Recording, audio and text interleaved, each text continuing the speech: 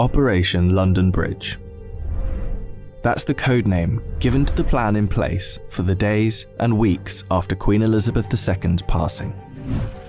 The Queen has been sitting on the royal throne since 1952. That's the longest reign of any monarch in British history. And during that time, she's seen over a dozen UK Prime Ministers, nearly 20 Summer Olympics, and over half a dozen popes. The Queen is the cornerstone to the Commonwealth, the patron to almost 600 organisations and charities, and plays a pivotal role in the UK's alliance with many countries. So her passing will bring about a lot of change. Not just for the United Kingdom, but potentially the world.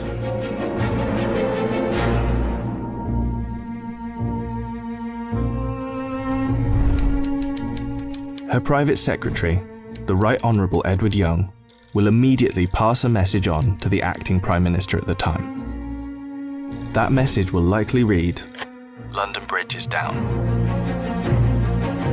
The Prime Minister will then set Operation London Bridge into action. Within minutes, the 15 governments outside of the UK where the Queen is head of state will be informed over a secure line. And that will be followed by the other 36 Commonwealth nations and leaders around the world. The gates of Buckingham Palace will then dawn a black-edged notice of the news. At the same time, a newsflash will alert media around the world. Every media outlet is prepared for the news. Every radio station has a network of lights that will flash to indicate a national catastrophe such as this. All BBC shows will stop and proceed to run a feed dedicated to the news. Newsreaders will change into the black suits and clothing that is on hand at all times in the news studio, and the traditional red BBC News branding will turn black. Newspapers, TV channels and radio stations have days of coverage ready to go. On the same day as her death, the Queen's eldest son, Charles, will immediately become king. And it's reported that the stock exchange, businesses and shops across the UK will likely close for the day out of respect. The day after the Queen's death, on a live stream, Charles will make his first official speech as king.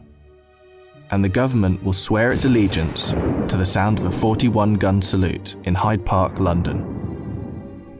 After that, King Charles, if this is the name he so chooses, will set off on a UK tour, visiting the leaders of government in the capitals of each country, Edinburgh, Belfast and Cardiff, before returning to London. During this period, TV channels will play the many documentaries already made in the Queen's honour, and the BBC will refrain from playing comedy shows as a sign of respect until after the funeral. 4 days after her death, the Queen's coffin will be led on a military procession from Buckingham Palace to Westminster Hall.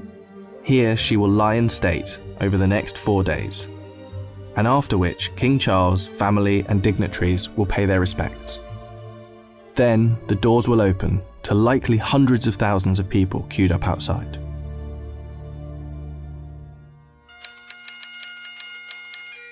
The funeral is estimated to take place 10 to 12 days after the Queen's passing.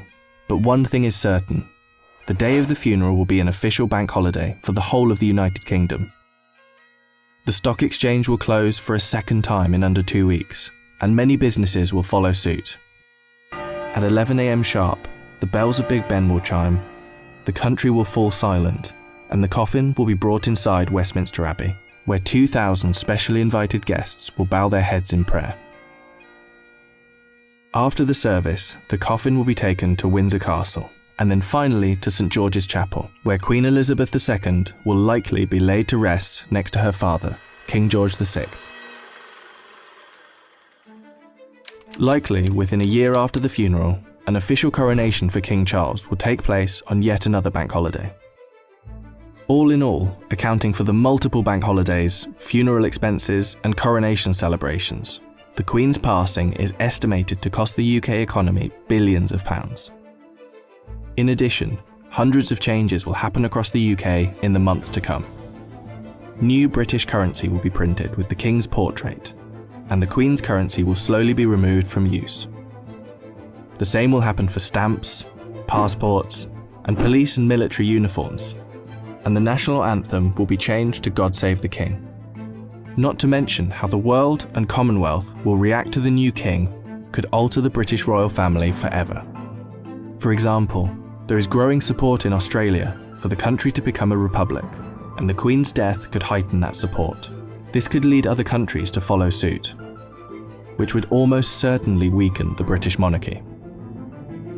This scenario will one day be upon us. Operation London Bridge will be triggered, and arguably the biggest funeral of our lifetime will be witnessed around the world. This will be the end of an era.